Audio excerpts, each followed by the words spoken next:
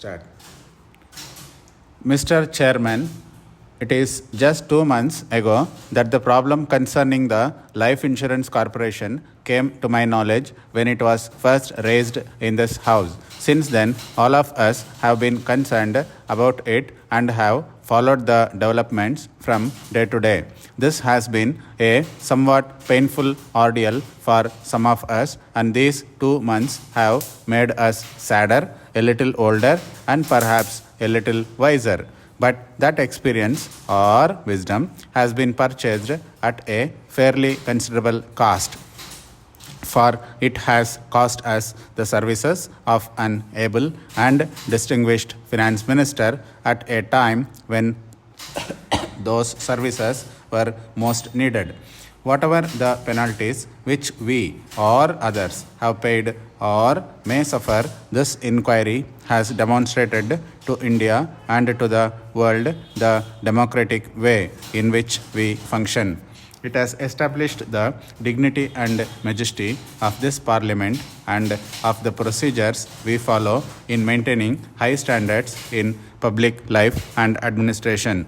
That is a great gain. That is an example to be remembered by all of us in India. In accordance with parliamentary procedure, this House heard yesterday a statement on the resignation of the previous finance minister. He has resigned and paid the penalty for what had happened. So far as this House is concerned, there is nothing more to be said about it. In the course of this inquiry, much has been said about public ownership as opposed to private ownership, about nationalized life insurance corporation as opposed to private insurance companies, and about civil servants or businessmen being in charge of the large undertakings. Not only some witnesses but the public press has discussed this matter, and some individuals have expressed their opinions about the failings of nationalization. That was not a question for inquiry before the commission. However, it is good that the facts have come out before the public. I do not remember any grave criticisms being made of the serious failures of a number of well-known private insurance companies. Apparently, such failures of private concerns were almost taken for granted and required no particular comment. It might be remembered that one of the principal reasons for nationalizing insurance companies was the fact of such failures and the gross mismanagement of companies. Businessmen were in charge of them. I am mentioning this so that we might consider this matter in proper perspective and not in any way slur over or try to minimize the events that took place in connection with the purchase of certain shares by the Life Insurance Corporation, which have been the subject of inquiry. The Life Insurance Corporation has been doing rather well in recent months and is transacting far greater business than it has ever done before. After the initial few months which were taken up in problems of reorganization, when the quantum of business fell, it has made rapid progress. The officers who run it deserve credit for the way they have done it. That does not mean that we should not pay adequate attention to any wrong thing done in this behalf. I should like to say at the outset, on behalf of the government, that we are of opinion that the transactions resulting in the purchase of shares of the 6 insurance companies were not entered into in accordance with business principles. I am also opposed to their propriety on several grounds. We therefore accept the Commission's findings in regard to these transactions also. As the chairman of the Commission remarked in the course of the inquiry, these are several facts in this case for which I have no explanation. Even the inquiry has not elicited all the information which would enable us to form a clear opinion in regard to reliability of these facts.